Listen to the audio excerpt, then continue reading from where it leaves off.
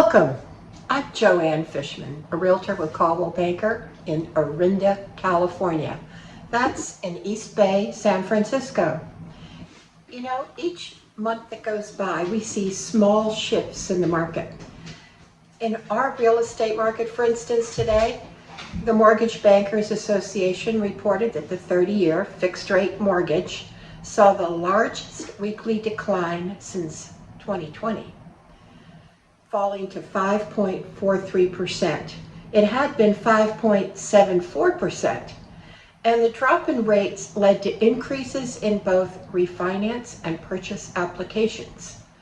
But compared to a year ago, mortgage activity is still depressed. But lower rates combined with signs of more inventory coming to market could lead to a rebound in home buying, according to the MBA. The weekly fluctuations of the mortgage rates, they're the small shifts. The monthly reports we receive from the California Association of Realtors illustrate larger shifts. For instance, in June, CAR's most recent report, it shows that home sales declined more than 8% from May and were down almost 21% from last June. And so far this year through June, home sales statewide are down nearly 11%. But in June, the median home price was almost $864,000, which is down 4% from May, yet up almost 5.5% from last June. Indeed, the market is cooling down. We now are seeing the home buying frenzy sort of plateau. Still a strong market, but it's not frenzied. In fact, we're seeing in a number of cases in East Bay, we're seeing price reductions, homes sold for less than the asking price, and yes, even an expired or two. Yet CAR anticipates the median home price in the state to increase nearly 10% this year. And that's a solid gain. And this group also expects a 30-year fixed rate mortgage to end the year around 6.25% to 6.5%.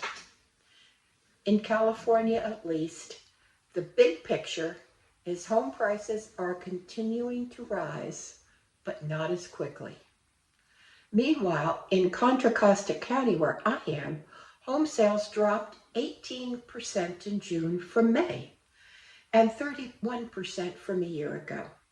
The average sold price last month stood at almost $977,000, which is 14% lower than May and a little over 1% lower than last June. Now, excluding the 3-month pandemic lockdown period in 2020, June sales levels was the lowest since April of 2008, explained the CAR chief economist, Jordan Levine. Pending sales data also suggests we can expect additional retreating in the coming months, with inflation remaining high and interest rates expected to climb further in the coming months. The market will normalize further in the second half of the year with softer sales and a more moderate price growth. Okay, well, locally, we are tending to see increases in inventory, which ultimately can affect prices. For instance, in Orinda in July, inventory increased 149% to nearly 3 months supply. And this is all according to our local multiple listing service. Now, Pleasant Hill in July saw a 221% increase in inventory to 2.5 months. And yet the average sale price rose 10% to $1.19 million. And it's sort of what we're seeing locally. Both these communities are reflecting that.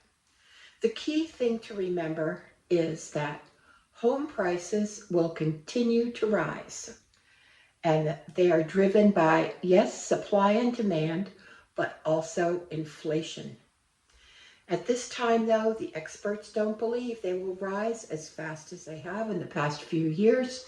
If you are ready to start looking for a home, you can see all the homes in the market at joannefishman.com. And if you have any questions, just let me know. Send me a note at jf@joannefishman.com. Now, thank you for watching, and I'll see you next time. Bye now.